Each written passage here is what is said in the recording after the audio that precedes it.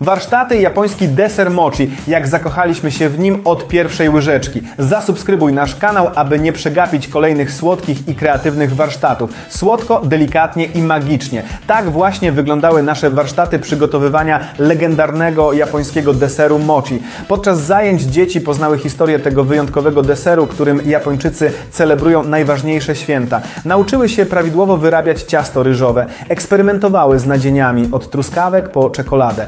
Ozdabiały własne mochi z sercem jak prawdziwi cukiernicy. Warsztaty dały naszym uczestnikom nowe umiejętności kulinarne, odrobinę podróży do kultury Japonii oraz mnóstwo radości i słodkich wspomnień. Zasubskrybuj nasz kanał, aby być na bieżąco.